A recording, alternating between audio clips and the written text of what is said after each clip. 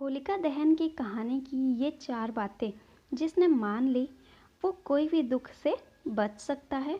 तो वो कौन सी 4 बातें हैं? तो आइए जानते हैं।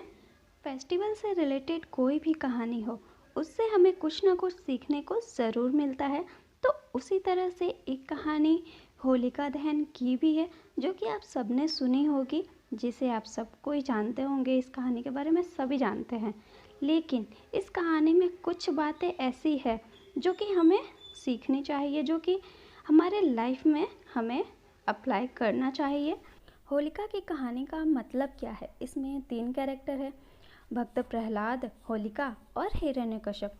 ऋषि मुनियों ने ये कहानी बताई है और वो इस कहानी के माध्यम से हमें क्या बताने की कोशिश कर रहे हैं, वो क्या बताना चाह रहे हैं, अगर ये हम जान जाते हैं तो हमें ही फ़ायदा होने वाला है इससे।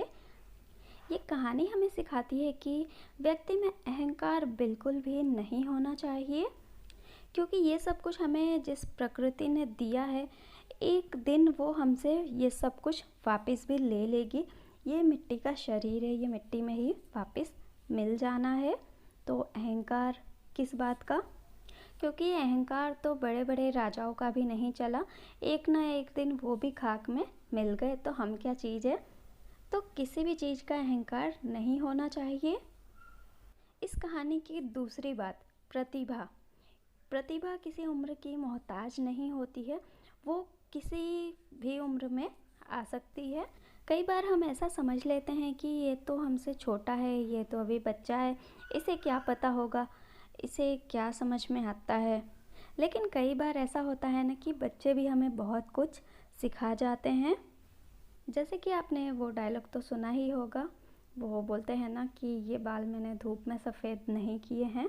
तो ये कोई ज़रूरी नहीं है कि जिनके बाल सफ़ेद है बस उन्हीं को प्रतिभा है, उन्हीं में ये टैलेंट है। ऐसा कुछ नहीं है, बच्चे भी बहुत कुछ सिखा जाते हैं। तो प्रतिभा के लिए किसी उम्र की ज़रूरत नहीं होती है। तो ऐसा बिल्कुल भी ना समझे कि सिर्फ हम ही ज्ञानी हैं, सब कुछ हमें ही पता है, बाकी लोगों को तो कुछ पता ही नहीं है।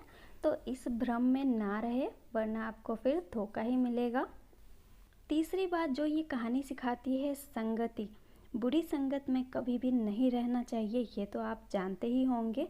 क्योंकि अगर बुरी संगति का आपने विरोध नहीं किया, आपने उसे नहीं रोका, तो वो पूरी तरह से आपको बर्बाद कर सकती है।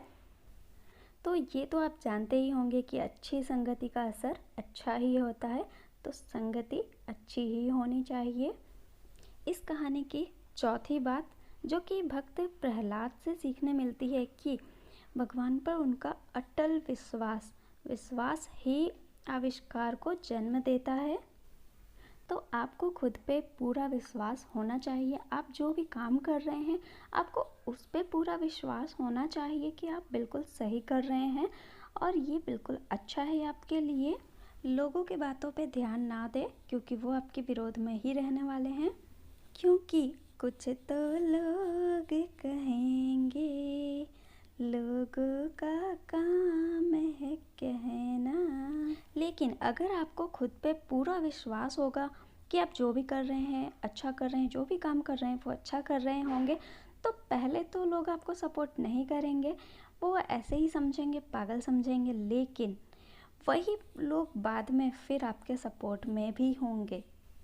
तो बहुत ज़रूरी है कि आप खुद पे विश्वास करें। तो फ्रेंड्स, आपको ये छोटी सी वीडियो कैसी लगी प्लीज़ कमेंट करके ज़रूर बताएं, एंड वीडियो को लाइक करें, शेयर करें, चैनल को सब्सक्राइब करें, एंड खुश रहे, मस्त रहे। Thanks for watching.